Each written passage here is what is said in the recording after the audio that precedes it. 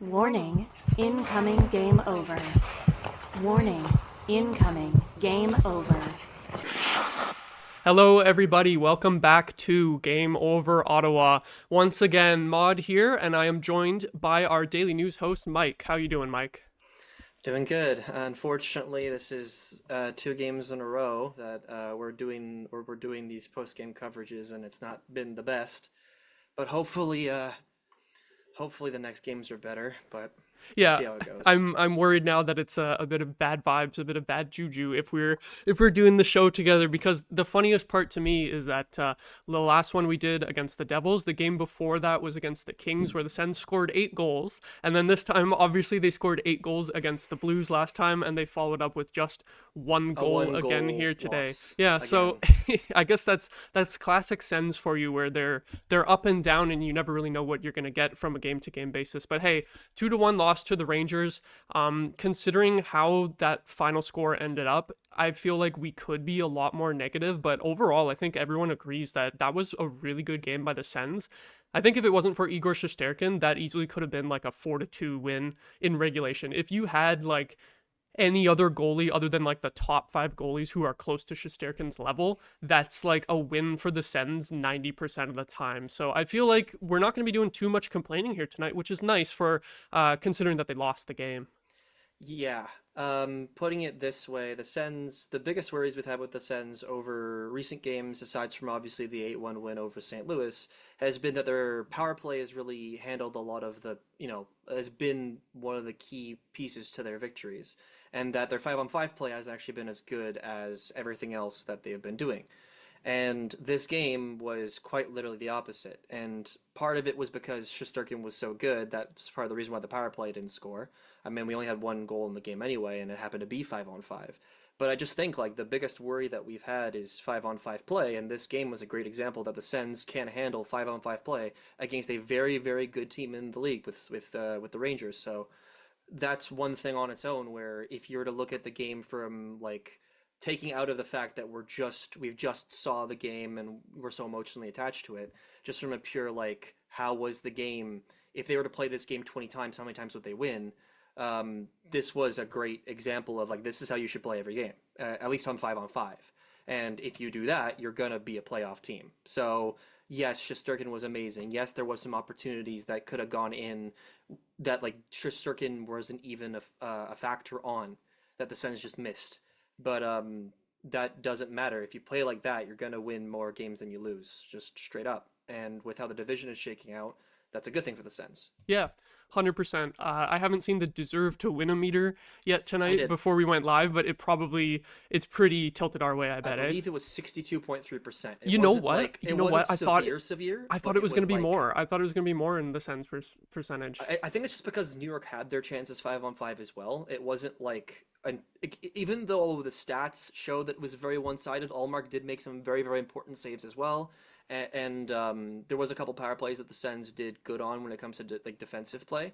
But I just think that the deserve a winometer definitely, it's not a be all end all. And I feel Definitely. like if there's even New York fans watching that game will say, yeah, if it wasn't for Igor, we would have lost. I don't Yeah, they think were they were chanting his name like multiple times tonight. every time. When a goalie makes so many saves in a game that the crowd is constantly chanting his name, usually it will just happen after like one highlight reel save, but he probably had at least 5 that could be Yeah. like highlight of the night today. And it's just a little frustrating. But at the same time, some stats that I found that actually are a good way of looking at the game if you're someone who's pretty disappointed or sad after the game today. And trust me, we are too. It's just obviously, with the Sens and how they've started this year, especially, yeah, we'll talk about it more in a little bit. But you got to look at the positives here, especially because this is new coach, some new players, getting things going.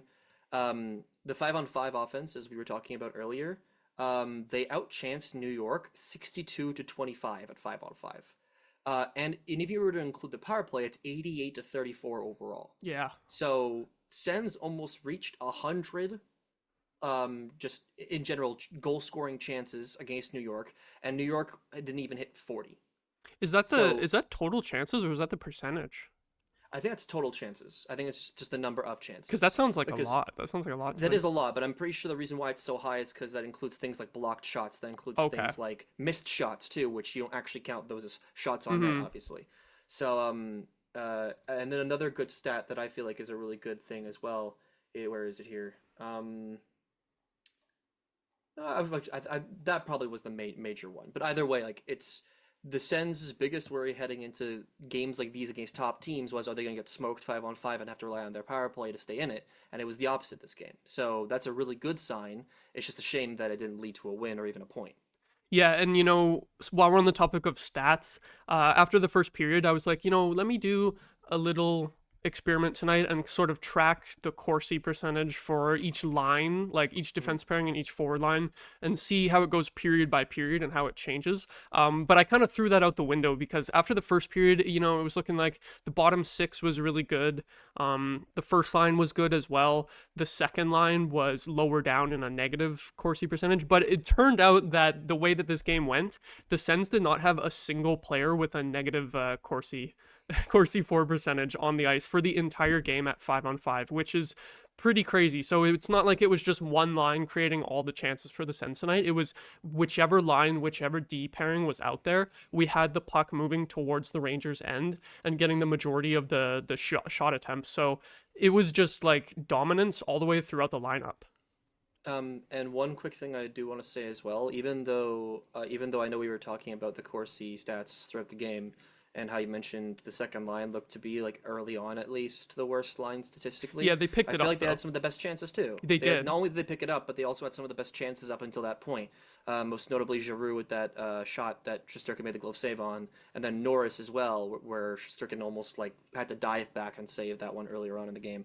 So even the players where you can say, like, or the lines where you can say, like, they didn't play as well, they still had their chances. It's just they faced against the best goalie in the world. Him, Connor Hellebuyck, flip a coin. That's them. That's the best goalie in the world. So I just feel like it's a shame, but it's not something that I'm going to cry about, especially because the Sens did everything they could to win that game. It wasn't like games of old too, where they'd concede a goal on the first shot on target and like they did though in tonight. The second period. They kept That's the funniest part. Foot on the gas pedal the entire game, start to finish, which is part of the reason why they even made it a close game at the end there, is because they didn't give up. And I think that's one thing Trevsky will even be talking about in the locker room afterwards. Like, yeah, that we lost that game. Yes, Igor was insane, but no one can fault the performance there, especially from the team. Like, everyone tried. Maybe not throughout the whole game every player tried, but collectively as a whole, the whole team did try to win that game, and they just faced off against a really good goalie. Yeah, it reminded me in the third period kind of the Colorado game, not because of how it went before, because we were dominant, whereas in the Colorado game, it was the opposite, but just where we were down 2-0 with about 10 minutes left, and we were still, all of a sudden, we were able to get even more chances in that Colorado game, and in this game we didn't take the foot off the gas pedal after that second Rangers goal too, which was key. I think that's becoming a bit of a trend so far this season, is the team not quitting and not giving up when things go against them, because like you said, getting scored on the first shot too, we saw that like almost 20 times last year, either the first or second shot, and when it happened here tonight I was like, oh god, it could be another bad start where they just dig themselves a hole, but no, they actually bounced back from that really quickly and had a good first period after that, despite allowing the first goal on the first shot. And I mean, speaking of the total shot count, yeah, kind of tells the whole story too. Mm-hmm. More than double the opponent's shots, and not only that too. Like, if you look at just the period splits, right, and you look at the second and the third period, like, yes, the Sens were the team that was down, and they were really throwing the puck on net because they needed to just try to get something past Igor, but again, it wasn't for lack of trying. The Sens did everything they could to try and win that game. Yeah, pretty much A+ for effort tonight. Probably like A- for execution, because you would have liked to see a couple more of those chances get finished, like the ones that go off the post, the one that got at missed. But I mean, that's just puck luck, right? So other than that, the team executed really well. It was the game against Montreal, against Montembeault, where there was a lot of puck luck that went against us. And then also the Devils game. So yeah, they had 3 or 4 posts in that game too. That's another like similarity. But 3 posts in the first period in this one as well. The Sens really wanted to get that goal back before the first period ended, and they just weren't able to. Yeah, so for a team that for the last couple of years seems to always like kind of get down in the dumps whenever something doesn't go their way and it kind of just spirals, it was positive signs. Yeah, the work ethic is different. Yeah, definitely. They dug in. and they kept the game competitive all night tonight. I mean, more than competitive. It was pretty much dominance, other than the opponent's goalie, who's just he deserves a blank check. Like they were scoffing at the $11 million offer that the team made to him. It's like, well, maybe the price might go up even more if he keeps playing like that, for Shesterkin. Yeah, I just I think that if you were to pay, especially with the fact that the salary cap is going up, so obviously contracts are going to be adjusted because of it. I think if you were to pay two goaltenders in the league above 10 million, it's Hellebuck and Shesterkin. Like those are the two goalies where you know for a fact they're going to steal you games, and not just a couple. They're going to steal you like double-digit games in a season, and they're going to play good in the playoffs. It's not like, oh, they're just regular season goalies. They're going to do this on a regular basis, and they've proven so for years. So if there is goalies are known to be crazily like inconsistent throughout years, depending on their teams or who they traded to and so on, and yet Hellebuck and Shesterkin are the two consistents. And I'm just so jealous of the Rangers because they've had three different, incredibly consistent, incredibly talented goaltenders in their history, and the Sens have had one. Just one, and it's not like he was on the level of any of those Rangers guys, really. Like a tier below. Andy was on the level of Lundqvist at his best, but in his best years, but probably not the consistency. Not throughout the whole career, but like in Anderson's best year, he would face Lundqvist in his best year and be just as good. Yeah, but that's for sure.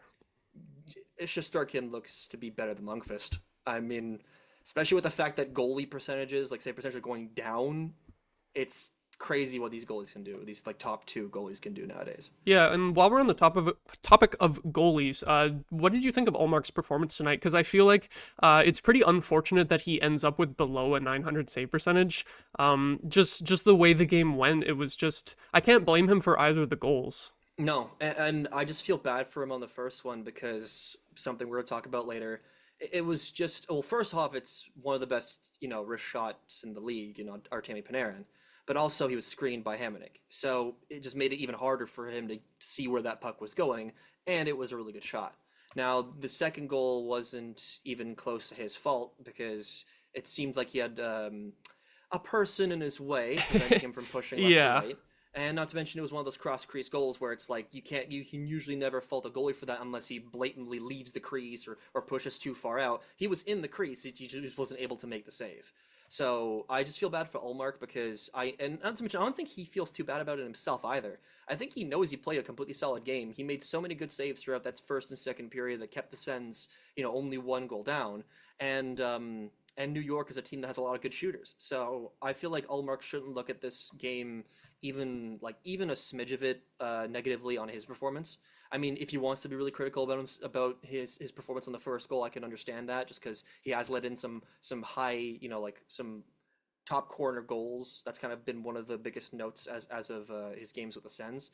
But even then, someone tweeted that play Ullmark tomorrow. It's not like he had much work today, and honestly, maybe I can see that explanation because from the 5th minute into the second period to the end of the third, I don't think he faced more than 10 shots.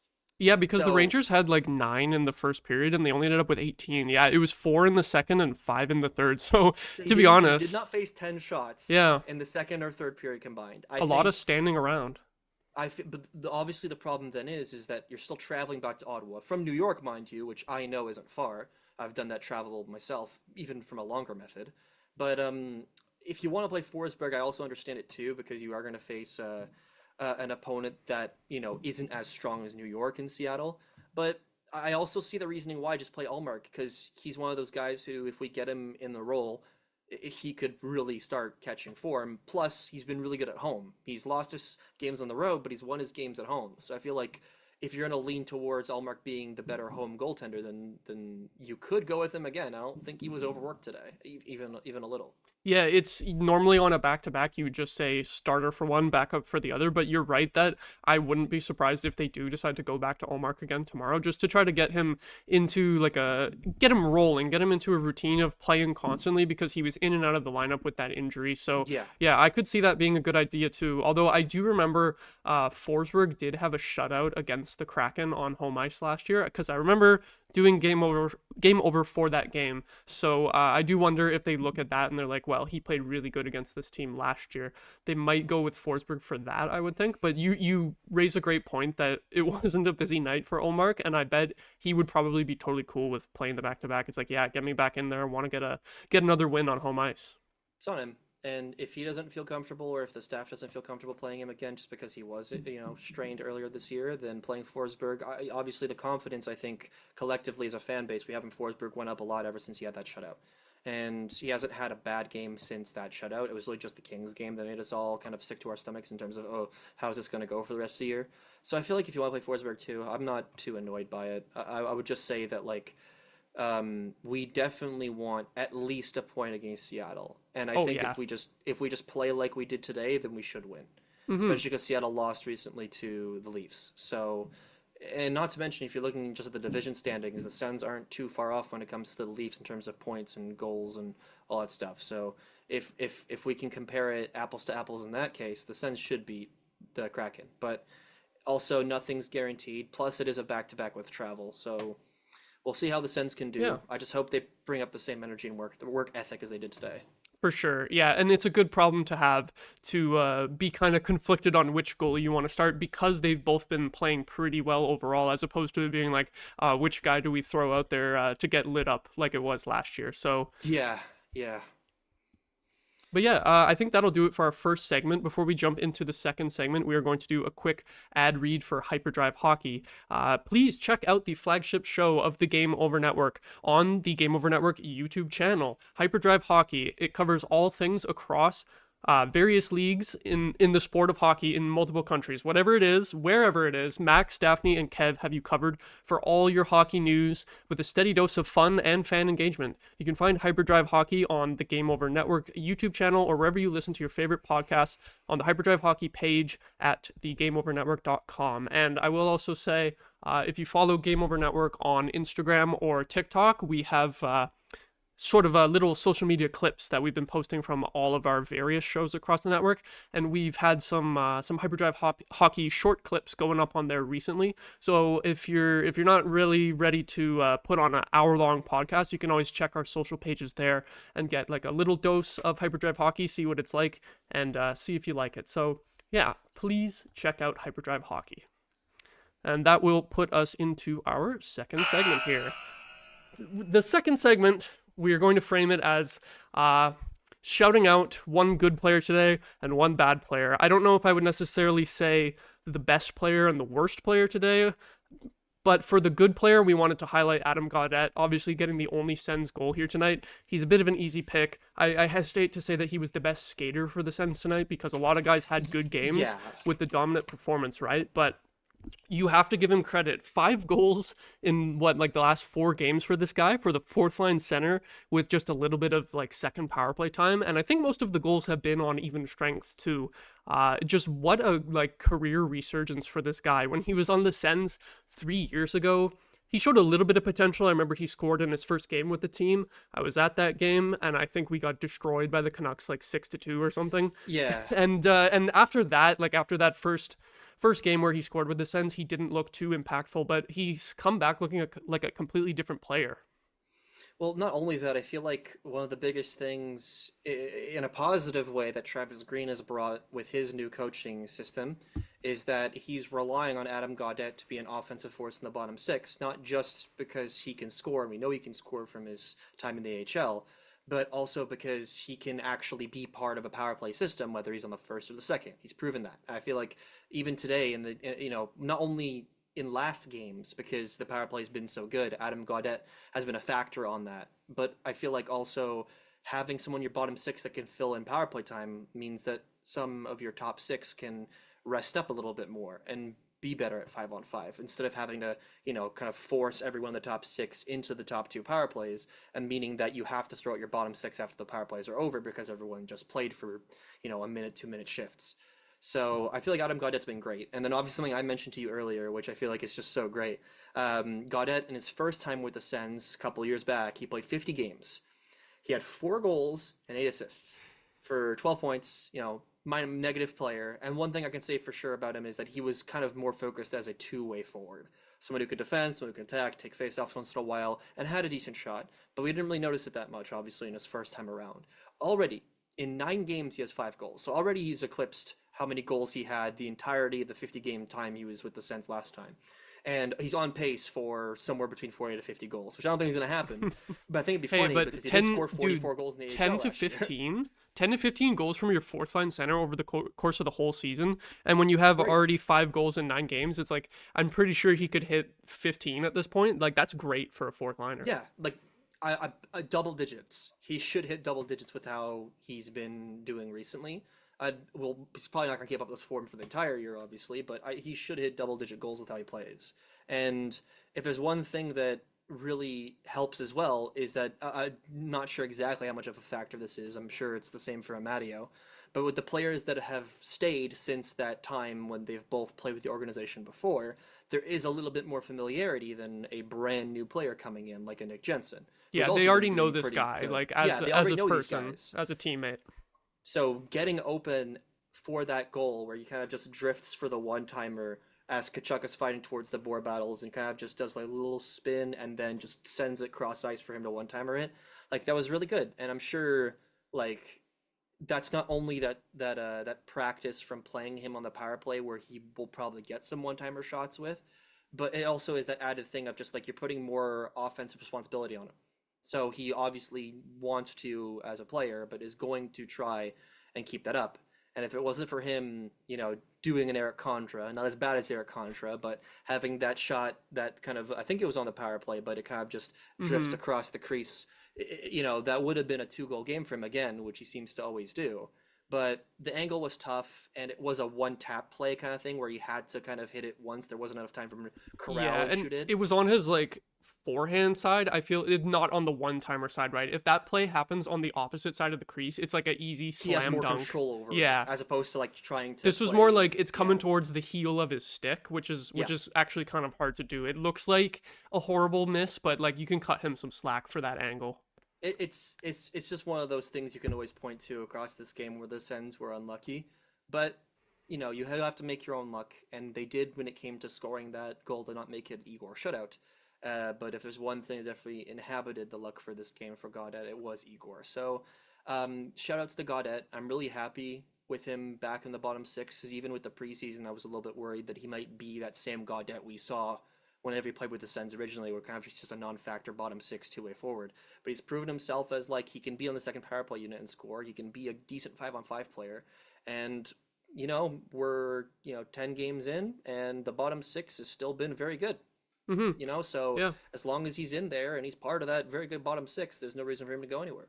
I like your point about him being useful on the second power play unit, because I feel like for the past, actually pretty much for the whole rebuild, but even more so in the last few years when we've expected the Sens to be good, it's been a trend of okay, the first power play unit is pretty good. It goes up and down in terms of how successful it is, but then it's as soon as they do a shift change to the second unit, we just have a bunch of bottom 6 bums out there. We cross our fingers and we hope. Yeah, exactly. But then this year, I feel like the second power play unit is actually kind of good for once. Being able to have Sanderson on the first unit and Chabot on the second unit is huge, because Chabot was previously Chabot was previously the first unit, and sliding Giroux down as well, that's huge for your second unit too. But a guy like Gaudette with that shooting ability is just huge to be able to plug in there on the second power play unit. Having another one-timer threat is just great, because as I said, the Sens second power play unit for pretty much the whole last decade has been basically just completely useless.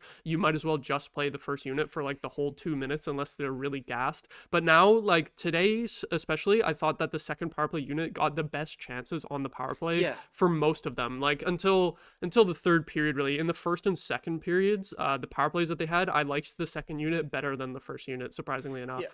And I feel like across the game today, with Gaudette especially, there was that kind of ebb and flow where certain lines would perform better and other lines would be more mediocre. But then as the game went on, it would swap. So it's you have the first line was really good towards the start of the game, but then it kind of, they dip down a little at the second, and they raise at the third, and yet somehow the fourth line is always just consistently very good. Consistent, yeah.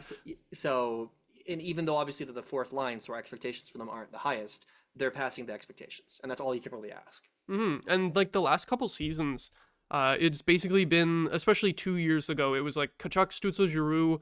It was a one-line team. It was, if that line wasn't doing anything, nothing else. The team wasn't scoring at all. It was a little different last year where Stützle had a down year. They ended up breaking up that line. Norris being in and out of the lineup, Pinto being gone for half the season. It was just a bit of a mess overall, but the forward lines were completely in flux. It feels like they're getting close to a pretty good setup. With that fourth line, we can just keep it the same for a long time. The top six, just keep it the same for a long time. Maybe it's just the third you'll have to change based on who's like available. and hopefully David Perron will be back at some point. Yeah. Of course, wishing the best to him and his family. But yeah, like overall, the forward depth I'm surprisingly happy with so far, because I feel like in the offseason that was something that I was worried about. But Adam Gaudette, overall, he's been a huge addition to helping that. I wasn't expecting anything out of him coming into training camp, but he's just been great so far. He's like absolutely exceeded expectations. But from there, unless you had anything else to say on Gaudette, do you want to get into the player that we want to criticize tonight? Yes. And I'll let you go. I'll let you go off. Thank you, because if there's one thing I think I can speak for, and almost every Senators fan who's been very in tune to the rebuild over the past 3 years, is that Travis Hamonic should be a third-pair defenseman, point blank, period, at best. The fact that with injury he gets promoted to the front line with DJ Smith in his first year, with DJ Smith in his second year, and now with Travis Green in his first year, what a pattern, is criminal. Oh my it's criminal. God. And that's nothing to say against Hamonic. He has a role, he serves it. But the more ice time you give him, with our best left-handed defenseman, the worse they get. And that's a fact. That's not an opinion. That's just a fact. Jake Sanderson's game score every game has gotten down as soon as he's been declining, forced away with Travis Hamonic. Thomas Chabot, in previous years, he always was at his worst when he was paired with Travis Hamonic. What a surprise. I just feel like he's a punching bag, and I know that it's tough, especially for players who are so much into like or fans who are very much into the physicality of the game, who really want to see someone properly box out people and get them off their side. But I don't know if this is a new fact to you. He's not even good at that. He's in like the two that goals, that Lafreniere goal, no boxing out occurred whatsoever. Not even close. There are three things that happened in that second goal, which you can point to Travis Hamonic and say, why were you doing that? The first part was not like he was covering the pass and not the player, which is more of a 50-50. If you're going to choose one, commit to one. And he chose to commit to the pass. Fine. Probably would have been better if you committed to the player, especially because Ullmark was in a good position. But fine. Commit to the pass. All right, that's one thing. Second thing, you're too close to the goalie. And when he was committing to the pass, his leg was almost close enough to Ullmark's pad where if the pass went through him, which, surprise it did, Ullmark has a really tough time pushing from his left to his right, because now there's a defenseman literally causing it where he can't stretch out. He has to do the splits, where he has to be as flat as he possibly can be, as opposed to doing a more traditional left to right and keeping a little bit of bend in his legs. And then the third thing, and the worst thing, is the fact that the pass goes through him. Yeah. If you're going to commit to the pass, it cannot get through. And it wasn't even close to him stopping it, right? Jake Sanderson. Yeah. Jake Sanderson's great at that. He is great at preventing passes through the slot. I've seen so many times this year where he gets down and he kind of does that thing where he goes on one knee, but he puts his stick right up to his leg. So he swerves it around too. So hey, even if it gets through, I have more of a chance my puck's gonna hit it, or my stick's gonna hit the puck, so it's gonna divert it. Yeah, he's a master at that. As soon as someone moves, he gets back up on his legs and helps prevent it. And Hamonic is just the opposite of that, where he's stationary and he makes the wrong decision almost every time. He also screened Ullmark for the first goal against, which made it harder for Ullmark to see that puck, and therefore made it a tougher save to make, which it wasn't. And I'm just tired of it. I made a promise that I already broke at the end of last year, where no matter what new coach comes in, if I see Hamonic at the top pair at any point in the year, I'm not going to watch them anymore. Oh my God. I'm done. I'm done with. And it happened. Top pair defenseman. It happened after 4 games, and we've now had 6 games of it at this point. We've had more, and obviously the excuse is injury, right? Oh, he's injured, or Zub is injured, and Zub was the pair with Chabot. You don't want to split Chabot and Jensen because they're doing good, so you have to put Hamonic up. No. Put JBD up. Put JBD. I've been saying this. JBD has been perfectly serviceable as a third-line defenseman, and he's only gotten better now that he's been paired with Tyler Clevin. And I feel like he has earned that chance to at least try a game with him, along with Jake Sanderson. I feel like that's something that we should at least attempt because so many of the goals in the recent games when the Sens have played poorly have been with Sanderson Hamonic on the ice. And most times, as we can both agree with, it's not Sanderson that's at fault. Mm-hmm. And Yeah. and unfortunately that puts it on one person, and that's Travis Hamonic. And now obviously that's me ranting. It's me just getting pissed because I've seen too much of Travis Hamonic as a top I don't defenseman blame for you. Ottawa I don't Senators. blame you at all. And I get it. If Zub was in the lineup, Hamonic could be on the third pair. That's where he should be. That's where I'd be tolerating it. But I'm done with the excuses of injury. He's not good enough. And at some point, players who are good enough should be playing in positions where they should be. You shouldn't just get a first pair defensive role because you're a veteran who's showed stuff in the past. No, we're looking for what's good right now. And what's good right now is Jacob Bernard-Docker.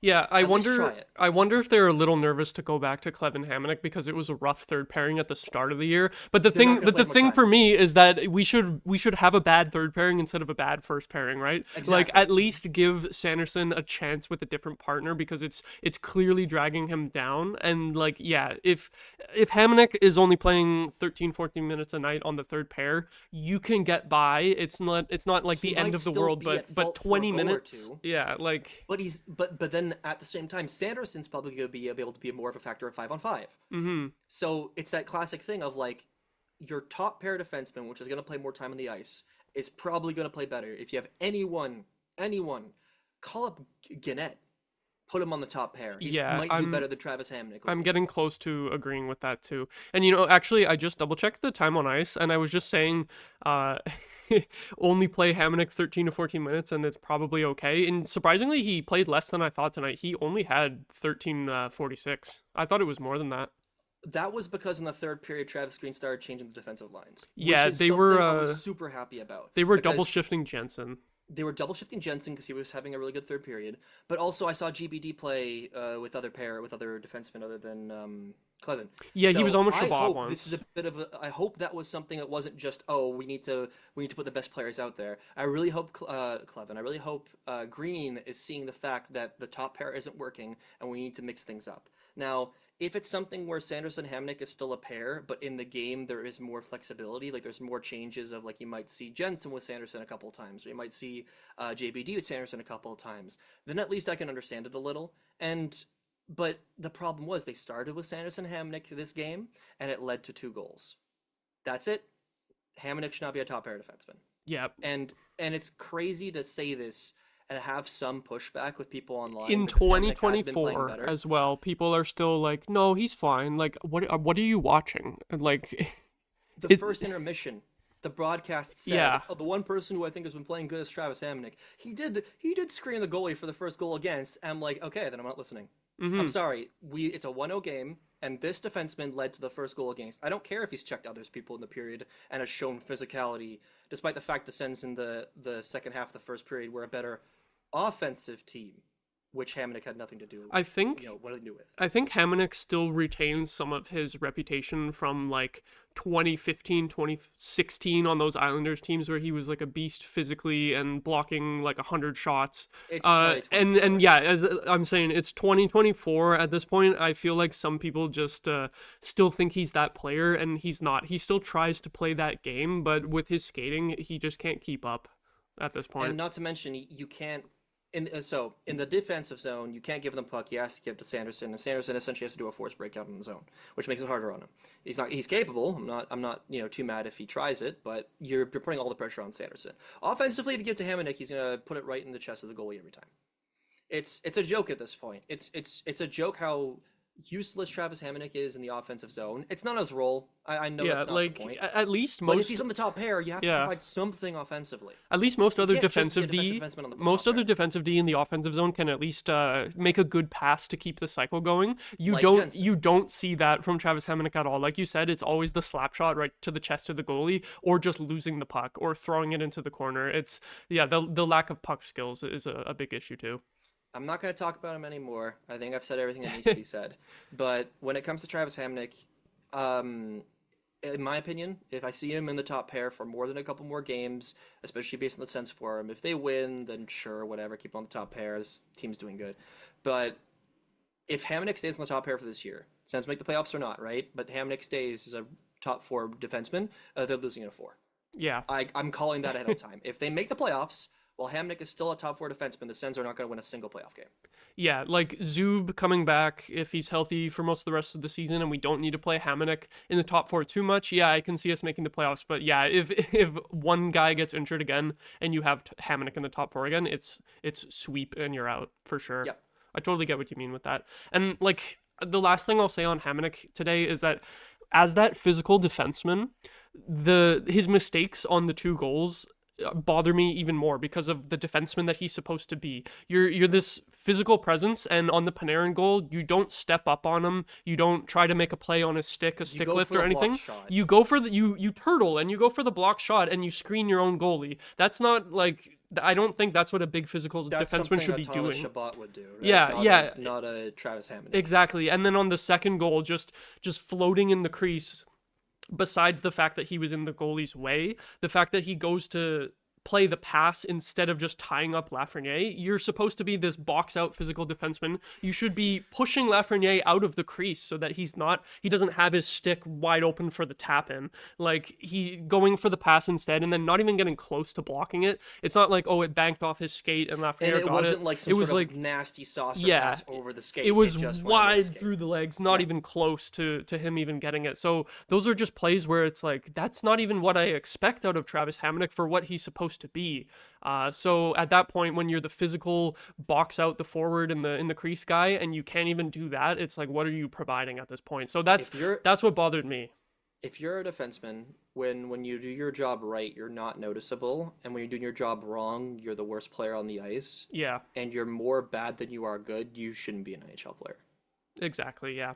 So we'll probably leave it there for Travis Hamonic. And before we get into our third segment, just another quick ad read this time about how Game Over Network is an independent production now, focused on community, inclusion, and quality people. If you are interested in supporting the Game Over Network, we have crowdfunding options available. In the description of this episode and every episode, you'll find a link to our Patreon page, which has multiple tiers of different pricing that you can chip in whatever you like. And we're also working on a page through La Ruche, which is a Quebec-based crowdfunding platform, kind of like a GoFundMe, but specifically for companies in Quebec. For La Ruche, we're aiming to raise $15,000, and if we hit that goal, we'll gain access to government grants that will allow us to employ more people and put more money into this thing and grow it to be even bigger and better. So, and as well, if you have any ideas for what you'd like to see as giveaways from these crowdfunding efforts or Patreon rewards as well, we are always looking for new ideas as well to update that stuff. So let us know in the comments on Twitter, Instagram, or in our Discord server, which of course is open to join for any viewers. You can find that on our website as well. So from there, that ad read has me almost a little bit out of breath. We're going to go into the third period of our show tonight. And I wanted to make this segment sort of the question of, now that we are through the first 10 games of the Sens season, the record being an exact even 5-5-0, how do you feel? Do you think, like, I'll put it this way for the first question, like, before the season, if you knew that we would be 5-5-0 through the first 10 games, would you be happy with that? And are you happy with that now? If I were to have no context with how the games are going, and you were to just tell me the Sens are 5-5-0 in their first 10 games, I'd be like, all right. I wouldn't be mad. I wouldn't be happy. It'd be like, all right.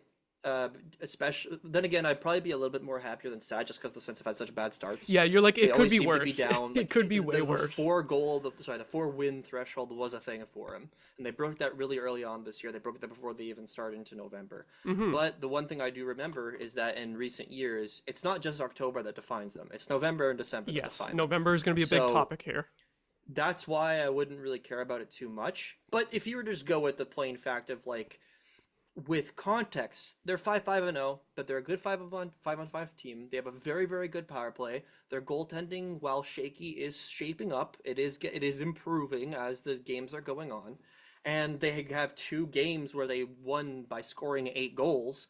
I think I would say that's a pretty good start. Yeah. Just because the biggest worries for the Sens in recent years have been not only the fact that they start slow, but a lot of their players start slow too. I remember Stutzla, he had under 5 goals until like post December. I mean, I might be wrong with that, but he had very, very few goals to start the year, and points unfortunately weren't really the thing for him until the second half of the season last year as well. So just seeing that everyone, the top six, is having their fair share of points, and the defensemen are looking solid. Obviously, Jake Sanderson had a really hot start, and ever since he's been paired with Hamonic, it's been tougher for him to get points. What a shocker! But he's still been a very capable defenseman, and Chabot's been looking better on the second line. He's getting comfortable with Jensen. With context, with seeing how the games have played, and with the fact that the Sens honestly should be 7-3 with some of the games that they've been unable to close out, I'm pretty happy with it. Now, and another fact as well, context as well, the Sens have faced a lot of strong teams so far. That's true. Their early like schedules of teams they've faced, like they're almost all playoff teams. Yeah, we had And the not stretch. just playoff teams, like best teams. Yeah, we had the stretch of Tampa. Utah was in between, so whatever. But Yeah, then, Utah but is then the one where Colorado, it's more of Vegas, Tampa, Colorado, Vegas is 3 of the last 4 Cup winners. So, Yep. and hell, last 5 Cup winners because Tampa had 2. So and they're all still solid teams. Like Colorado has had struggles, but we saw how it went against them. They're still really good when they turn it on. So yeah, tough opponents for sure. Which actually makes me a little bit more confident for the next coming games, because that means they're likely going to be facing off against more of those other oppositions of teams that, aren't teams that are always expected to get playoff spots, like Tampa, like Florida, like Colorado, like Vegas. So obviously I peeked at the future schedule, seeing games like Philly, seeing games like Buffalo, teams that, like, if we can get wins over them, that's going to boost us up in the standings really high. And I just feel like it's going to be not necessarily tough, but it's going to be something where it's like you're going to have to play not only up to expectation, but you have to play over expectation. Just because those games, yes, they're against teams that have played poorly so far. You can't take anything for granted. You got to make sure you get your wins when you need to, especially in November, December, when they matter the most. Because honestly, if the Sens end November and December with a really good record and they go into the rest of the season and they miss the playoffs by like a couple of points, I think everyone, it'd be disappointing and we'd all be sad, but we get over a hump that the team has struggled to get over for the past 3-4 years. And that's already a sign of progress. We have a fairly low bar to clear in terms of like pleasing the fan base, right? Like we all want playoffs, but I feel like if we're in the fight till the end and just missing out by a couple of points, I feel like everyone's going to be pretty pleased with that, and we're going to be sad. We'll be sad, but overall, looking back on it, we'll say, hey, good season. Actually, if that's the case, we would actually have finished above 500 for once, which would be nice. Yep. So yeah, like, it's just that the opportunity this year is unlike any other. And what I mean by that is, for the first time, what seems like forever, the top 4 teams in the division aren't set in stone. Yeah, Boston, And just like Boston. Then again, this could be too early. It is 10 games in. Yes, it's just under an 8th season, so it's actually a little bit more than you think. But also at the same time, the division is close enough where Boston could have a streak in a month and still make their way back up to the top. But if Buffalo and Boston continue struggling like they have in recent games, I feel like the Sens, this is their best opportunity to get a solid slot in the playoffs, especially for this division that's known to be tough. Now, it's going to be different every year. Some years they'll have 95 points and make it. Some years they're going to have 100 points and don't make it. It entirely depends on how good other teams are doing as well. But I feel like as long as the Sens, keep up how they're doing now over the next 2 months, they should be on the path to getting to a playoff spot.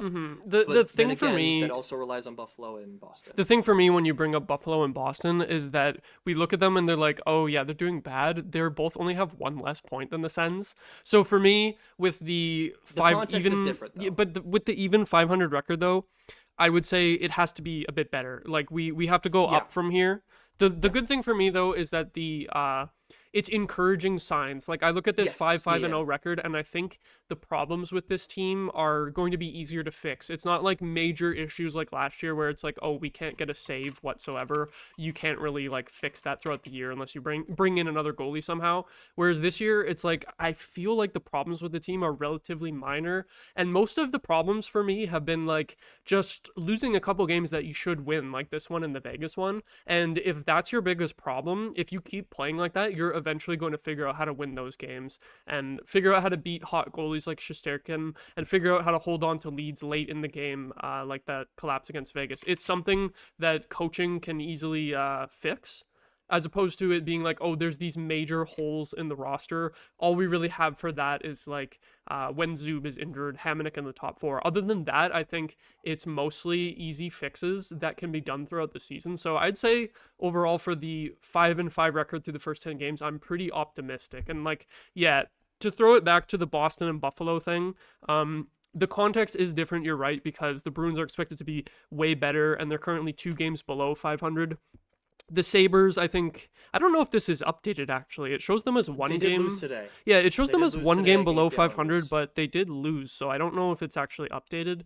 We'll see. Either way, they did lose against the Islanders in regulation today. So the cool thing is, despite the Sens losing today, they're still 4th in the division. That's the thing. The division is so close that despite the loss, we don't get past yet. Now, I think Buffalo is the game after next, so that could be huge. Like, if we lose to Seattle and then lose to Buffalo, then we're going to be singing a different tune on here for sure, because then Buffalo's ahead of you at that point. So, just really quick, even though I know this is a little bit off topic, not too long ago, they tweeted about the, what's called the stats, where they have the bars, and they show, like, the individual scorecards, offensive stuff. Yeah, the scorecards. Guess who was last? Oh, I wonder who it could possibly be.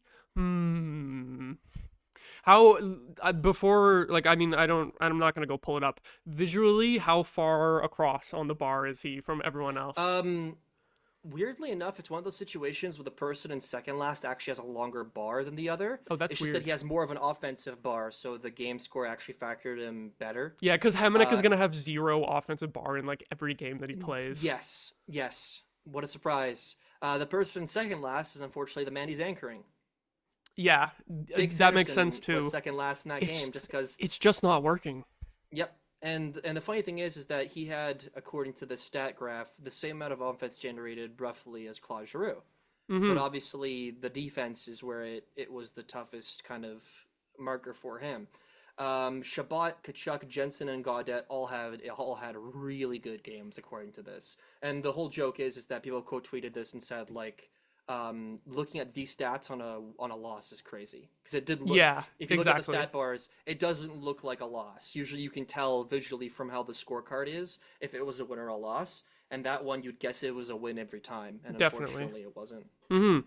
So yeah, like, but back on topic to the records though. Yeah, the thing with the records is November is going to be so huge, because we all know about November with the Sens, and I feel like 5-5-0.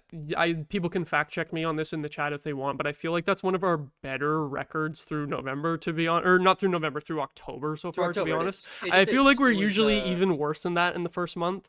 So it was like, it's usually because it was that whole thing where it's like the last time the Sens had reached 5 wins this quickly was the last year they made the playoffs. Oh, so, God. Oh.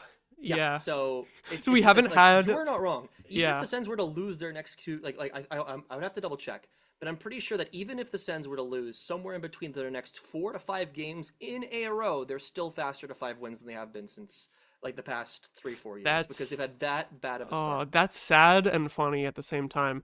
But it's always been 4-6 or worse. That I can tell you for sure. It's always been they're 4-6, and I think their best year early on, ironically, was last year, because last year it was December that screwed them over. Mm-hmm. Their November was relatively okay. I'm pretty sure they got towards the end of November and they were only 1 or 2 games under 500. Yeah. And then that trip to Sweden happened. They came back and they just sucked. Sweden was where November died, because if I remember correctly, when after the 2 games in Sweden, because they won both of them, their record was 8-7 at that point. So it was below 500 before Sweden. You win those 2 and you're like, hey, things are looking up, and then it just nosedived immediately after Sweden and into December, because I think after the Sweden trip there was only 1 or 2 games left in November, because the huge gap in the schedule, right? So it was much less games in November last year because of that. But I wanted to go through the Sens records in November over the last few years, because this is from Ryan Heidman on Twitter.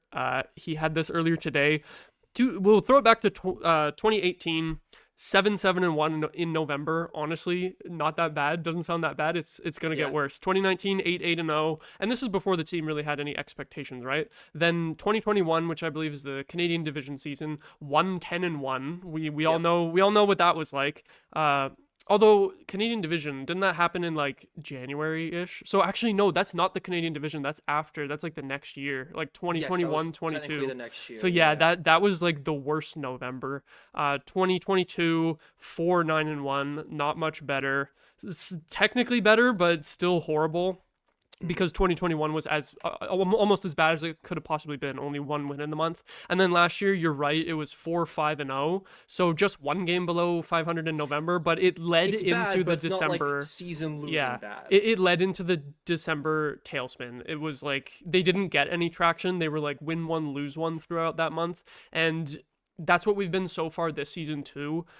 I feel like they need to rise above that. So November is going to be key for me. I feel like if we're below 500 again in November, we're screwed. Like, I need to see a good November. I feel like part of it too is November is when the NHL schedule usually starts to get really busy. Obviously, they were broken up by the Sweden trip last year, but then it got really busy in December, and that's when they cratered. I feel like maybe the team gets tired too easily when they get lots of games going. It's going to be interesting to see. It's the first back-to-back of the season coming up tomorrow, so thankfully one of the better ones too. Yeah, it's only New York to Ottawa. So it's going to be interesting to see how the team handles a heavier schedule, because in October so far here, it's been a lot of like 2 days in between games, breaks before the Western road trip and after it. So busy schedule in November. Hopefully it's not as scary as it has been in last year. They're 1-0 so far, but obviously that's only on the first day of and they dominated that game, so I feel like I can be positive. That's a loss. Yeah, it's a loss on the scorecard, unfortunately. So no one's gonna care whether you go, if you completely go even in a year, but you outplayed all your opponents in the losses, no one's gonna care. But I feel like if you're looking at it a little bit more specifically, this is a perfectly fine loss to take. You got goalied and you played well. It wasn't like you got goalied and your goalie played really bad, or you got goalied and your collective defense played really bad. No, like the team consistently played good that game. Just some bounces didn't go your way, and you have Travis Hamonic on your top pair. Yeah, exactly. As I was saying earlier, it's like easy problems to fix. I think over these 10 games, most of them have been good, even though the team ends up with an even record. You would see the even record and you would think, well, 5 games were good, 5 games were bad. But I would say more games have been like where they deserve to win than not. Honestly, there's a reason why I have it pinned up on my board for the Daily News segment, that Vegas game. If we had won that, I feel like the Sens would have probably finished off their record 10 games in 7-3, just because the momentum leading into Colorado, where they ended up only losing by a goal, even though it was a whole like late game thing. They kind of had that whole thunk after that blown lead that kind of bled into the Colorado game. So honestly, the work ethic for the Sens has been great. Can't fault that. The overall goaltending has not been what we've expected, but has also not been the reason why they've lost all 5 of their games. And the offense has been, while very inconsistent, the power play has been very consistently good. So, and not to mention, even though the penalty kill hasn't been great, I don't think it's been any of the reasons they lost games. Definitely. Last year it was sinking them. This year it's just been kind of like mid. It's mid, but even then, if your power play is that good and your penalty kill is mid, you're still going to end up with a pretty positive like special team differential. Yeah, and the penalty kill percentage as well is totally sunk by that Kings game. I think that too. I think it was like 3 for 4 or something for the Kings. So so neither team being able to get a save in that game, it inflated the Sens power play percentage and it deflated the penalty kill percentage as well. So it's small sample sizes, you'll get funny things that happen like that too, where like the power play is going to sort of even out a little more over the season. Like you're not going to stay at 40% all year. It's kind of the power play is due for some cold spells, and the 0 for 5 tonight, maybe that's the start of one, even though they definitely could have had some goals if it wasn't for Shesterkin. So yes, it wasn't like the power play was entirely futile. It was approaching that level partway through the game, but then they had a couple power plays where they had really good chances. They had some really good shots. It just was really good saves by Igor. So if the whole game was all just those like kind of futile 0-shot power plays, then we'd probably be a little bit more mad about it. But no, I would say like at least 2 of those 5 power plays, they had goal scoring opportunities that were just stopped or missed. So. Yeah, so I'd say overall even record, but positive outlook. I think things are Yes, looking up. because this Hopefully, could have very easily been 5-5 negative outlook. exactly. So So pretty good overall. From there, we are going to do a quick plug for our merch. We got the QR code on the screen now, and unfortunately for you, Mike, I'm going to have to cover up your face again that's with fine. I'm with used the to it at this slideshow. point. Yeah, maybe we'll figure out a better way to do that at some point, but that's what we got for now. What better way to support something you love than by rocking it as clothing? Game Over's apparel line has dropped with 3 unique designs. Whether you feel the nostalgic pull of our retro skater design, or you want to make a statement with our established design, which is currently on sale, or if you want to wear your love for goalies proudly with the live or die by the goalie design, or if you just need another coffee to get through the winter, we have you covered. Designed by Brady Chalice from Game Over Winnipeg, use the QR code on stream now and take a look through our apparel store. Help us rebuild local sports media in Canada while repping your community. We got a lot of cool stuff there, and we are going to get a little bit of that ourselves. We're going to be getting our own copies of the merch. So eventually I will be able to say, look, here, I have the merch. I don't have it yet, but I will get on that at some point. So yeah, if you like the show, consider supporting by getting some cool apparel. We're really happy with these designs. We're really proud of what we've got there. I don't know how many of you here are tea drinkers, coffee drinkers, or hot chocolate drinkers, but definitely with winter coming up in the coldest city, what feels like coldest city, definitely in Ontario, maybe in Canada, but definitely in Ontario. I got the mug, Oh yeah. and the best part about the mug is that it has 2 different colors you can choose from. You can go with the regular black, which looks pretty sleek and more like a traditional mug, or you can get the one that I got and get the red one, which is, even though the logo obviously on the outside doesn't change, the interior looks different. I just think it looks a little more flashy and more my style. And definitely whenever I get that, I'm probably gonna be just sipping some water in it, not only during my daily news segments but during the post game. And Awesome. also, is it okay if I can tell them about just the daily news, a little quick thing? I know I mentioned already Yeah, on I the was gonna get that in at the end of the show here, but we might as well do that now since we're Yeah, it'll doing. be really quick. Yeah, Just yeah. long story short, I know there hasn't been any daily news mostly for this week, but that's not because it's been, canceled or anything. It's on pause. I'm trying to get some production improved, and thankfully the network's assisting me with that as well. I got a new mic coming in the mail, which will provide a little bit better quality. But not only that, also I'm re-familiarizing myself with Premiere Pro. So while I have been unfortunately had to outsource my editing to, well, who else? I will be doing my own editing in the future, which means probably faster content, quicker content, and more like creatively what I want to do. Not that you've been doing a bad job or anything, but Yeah, I it'll really be want more to your add more of my own vision. flashiness to Yeah. it if I can. Especially because I'm trying to go for that kind of almost like a detective like outlook, you know? Hmm. Because if there's one thing that the Sens have always been in recent years, it's at least entertaining, Yeah, exactly. whether negatively or positively. So, in the meantime, I will still be adding cards to the board, and I'll talk about them, the ones that happened during this break time when I return. But if you want to follow that journey of me adding the cards and talking about some specific things on the news, I am going to be tweeting about it. So my Twitter is at extrawavy, XTRAWEIVY, and I also have a blue sky, which is on the hockey cards we posted a while I back. think they should But both it's be in the just description now too. Yeah, they At should least the both be in the Twitter. At description least the below. Twitter. Yes, and I'll be trying to post as much content about the daily news and retweeting, popular news and stuff in the meantime. But obviously, once the daily news comes back into fruition, I'll be posting just like I have been previously. So just don't worry if you've been looking forward to that. It's not gone. It's just on pause, and it will be back relatively soon. Thankfully, I don't have too many barriers to overcome. I'm pretty set. I just need to smooth out a couple of the kinks, and we'll be all good to go. And that's for like across the whole network. We're trying to make sure that Yes, it's not just me. the game Daily News and ons other are like as good as networks they have can been. be. Yeah, Hmm. yeah. So yeah, if you're a fan of this show, when the Game On Daily News is back as well, please support that too, because trying something a little new here on the channel, but we think it's valuable to have that pre-game content as well as the post-game content too. Give you your daily Sens fix for whatever updates there are throughout the day. Some people can't be scrolling Twitter all day seeing like the morning skate updates. Don't worry, So I'm already. if I'm already yeah, so Mike this will scrolling handle for that, you. and yeah. Yeah. Mike will handle that, and he'll get it in the daily news video, and you can just get all your Sens news in a little short, like 5 to 10 minute dose every weekday. So very excited for that to come back. And yeah, from there, period 4, the overtime, which unfortunately we did not get in the real game today. We're going to throw it to the chat. And yeah. Ooh, there's a really good one from Conrad here. Okay. Can I start by asking? Sure, go for it. With Mikael Backlund getting his silver stick tonight, I have to ask, who's your favorite non-Alfie Swede in Sens history? Okay, well, it has to be Carlson, right? Like, do you have an answer other than Carlson? That's the easy one. That's the one. But do you have another one in mind? I'm trying to think off the top of my head, and while there are some players that do have more fondness than regular people, they're not going to be Carlson. He's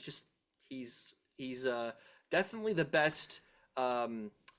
He's definitely the best defenseman the Sens have ever had. Point blank. Period. Oh yeah. So it's like, and not to mention, as a guy who played defense in his youth, I obviously have fondness for that as well.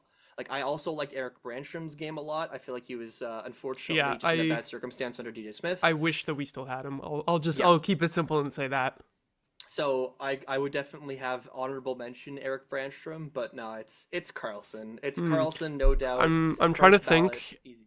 Carlson is my answer, but I'm trying to think of like a contrarian answer too. And like who else could you say? Like, I feel like Ullmark is the sleeper pick for the future. He could become like 5 the top years 3. From now, you know, if he leads the Sens to a cup or even gets them in a deep playoff run, then I can totally see people saying Ullmark, because then he would potentially be, well, the best goalie that the Sens have had, definitely in like the more recent years.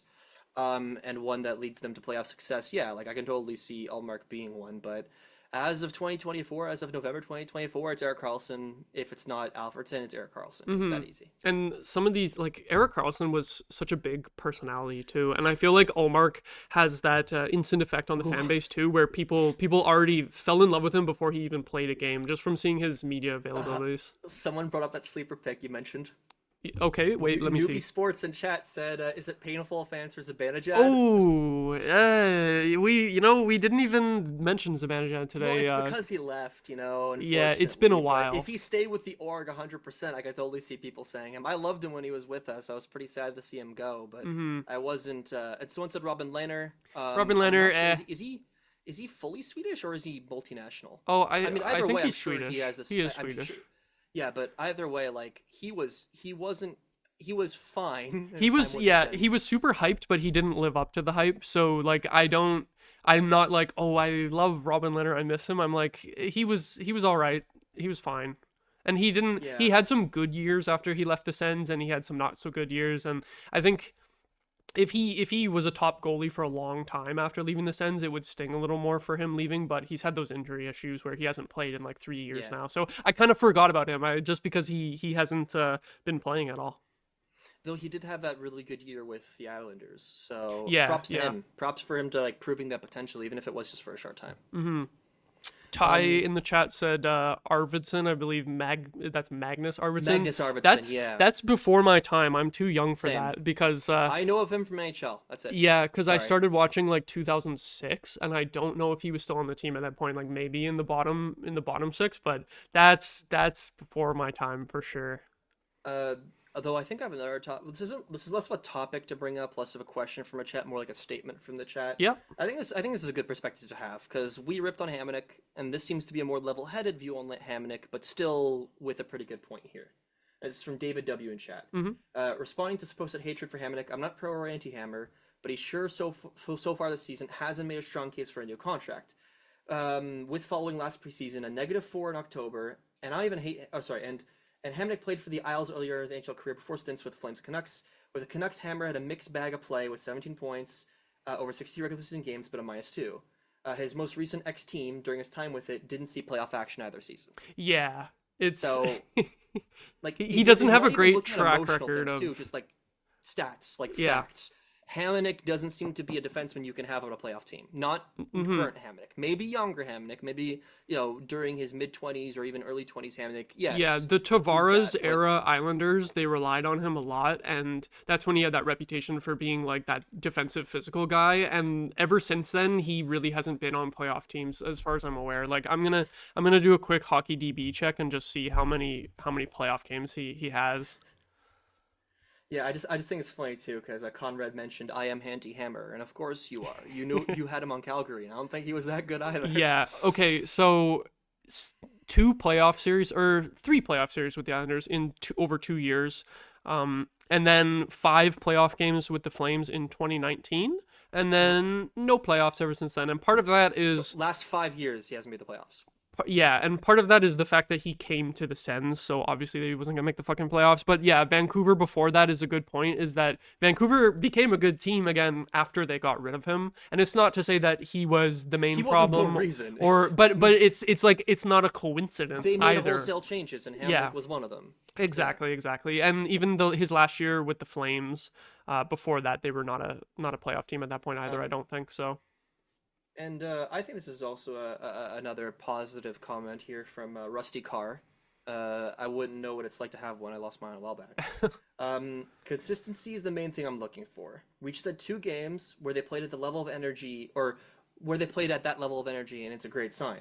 I love watching the two top lines back checking, all good things. And yeah, if there's one thing that I can completely say about the top 6, even whenever they're not performing offensively, their defensive play has gotten a lot better. It has. Batherson's been the best example. I feel like he used to be a guy who always floated defensively, and he's back checking like crazy. He's been and much doing good. stronger on the puck for sure. Norris outperformed all of our expectations post injury so far this season. Mm-hmm. He's been at worst invisible, at best a really, really good offensive player. I think this was another good game for him as well, actually. He had some of the best chances in the game. Stützle, while not necessarily back-checking in the traditional sense, he's been really good at intercepting pucks and then leading transition plays, which for Stützle, he's not going to be the best back-checker when it comes to hits, but he has that opportunity to just be a really good transition player of like, I'm going to take the puck from you, and I'm going to get to your side of the ice before you can. And he's been really good in that as well. And I feel like as long as they keep that up, the top 6 isn't going to have to be anything we worry about. And now that we have a better performing bottom 6 when it comes to offensive plays as well, we don't need to be as reliant on like, okay, we need a goal from Brady, we need a goal from Bath, we need a goal from Pinto or Norris, whoever's filling in that role. Now we can kind of be like, okay, the top 6 is playing decent defensively, keeping the puck out of our net. Then we can throw Gaudette on the ice and see if he scores. Or we can throw Perron, Pinto, whoever fits on the third line in and see if they can make a play.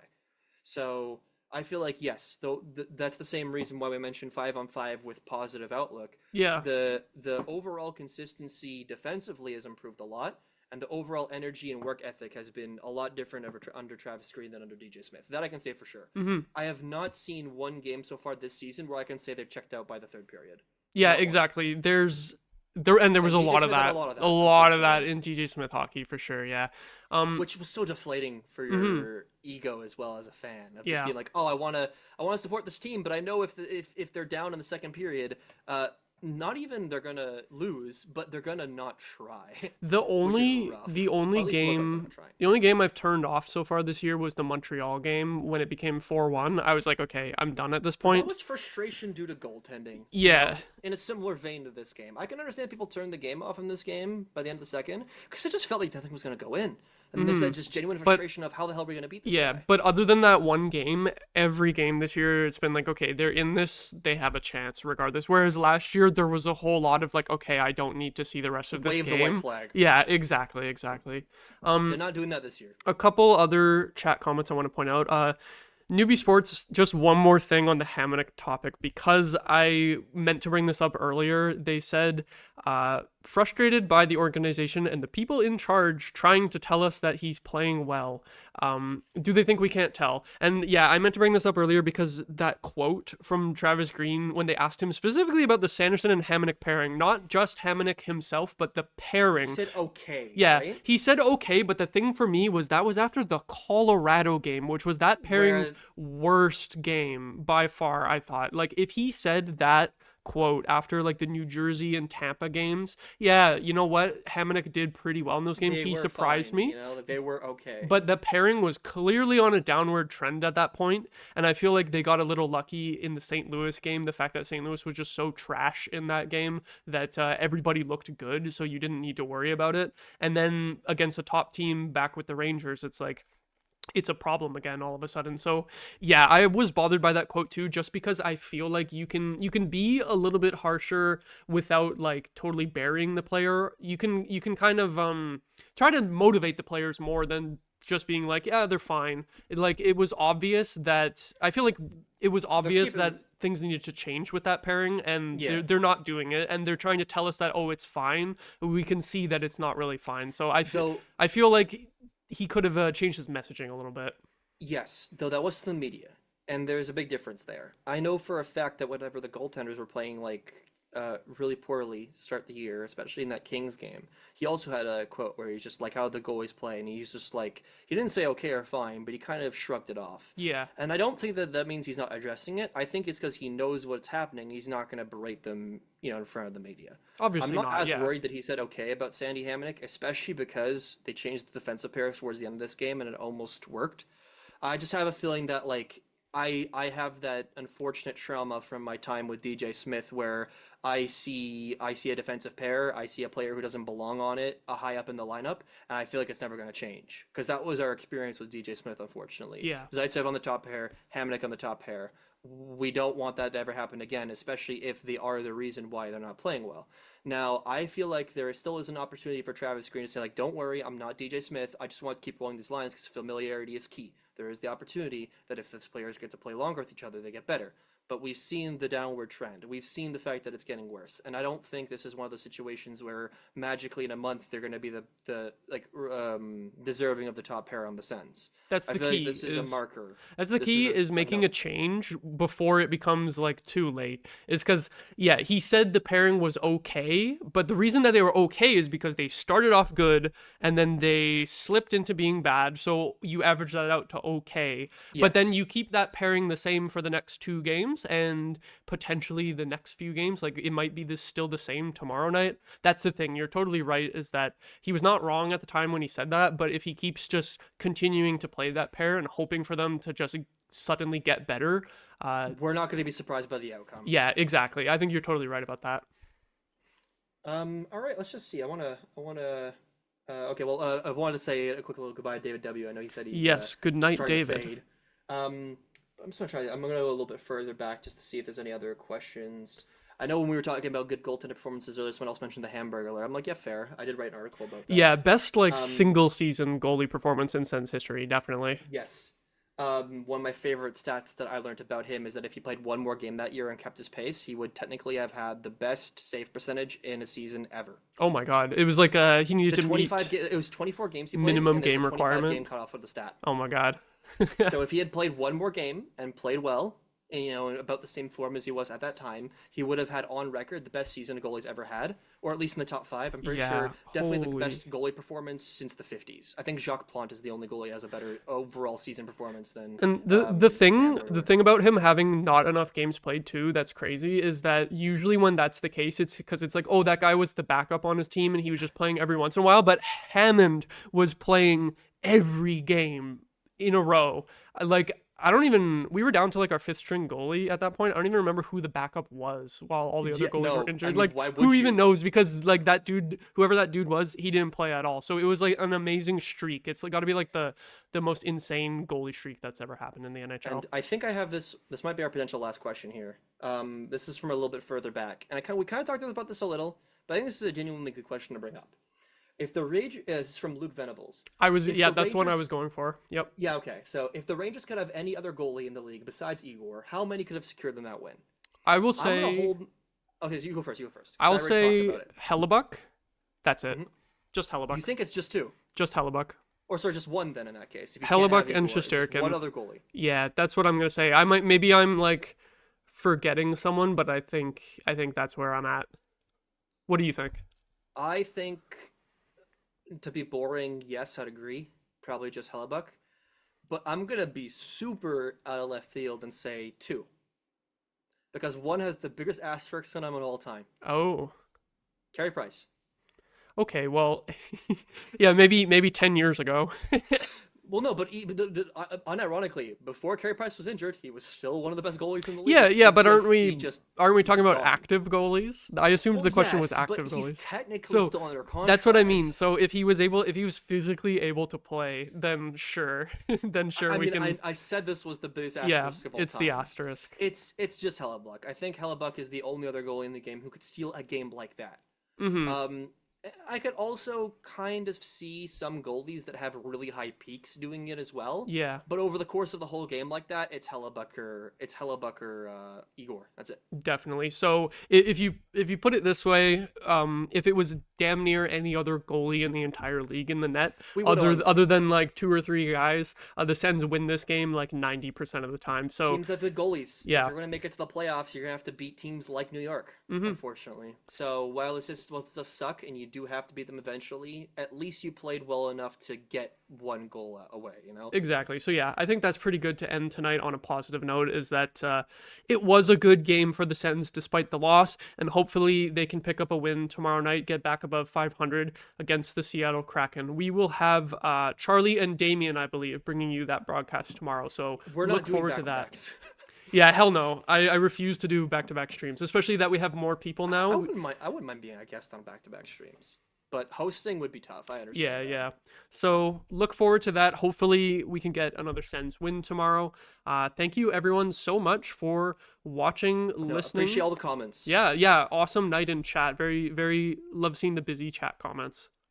And also, if you enjoyed our content, like I know a bunch of people mentioned they did, make sure to also like and comment, as in like in the comments, not just in the chat. Yeah, after the chat ends, the physical comments. Yes, you don't have to. If you're a part of the live stream chat, I'm sure you can. But if you're watching this as a as a VOD watcher, like I'm a very key VOD watcher for streams, make sure to talk in the comments below. And maybe a good idea for the future is that it might be a little bit annoying because obviously we're switching from hosts and guests. Yeah. But maybe look at the previous streams comments, not the live stream chat. Yeah, that's a But good the idea. We comments, could and maybe see any questions that you could talk about in the future. Yeah, we could even like pose questions to the VOD watchers too. Be like, comment if you're not watching Yeah. live. Let us know Okay, what you you know thought what? about this. Okay, I have a question. Yeah. VOD watchers, your favorite American player that's ever played for the Sens that isn't Brady Tkachuk? Oh, that's a good one. Off the top of my head, I don't even know what I would say.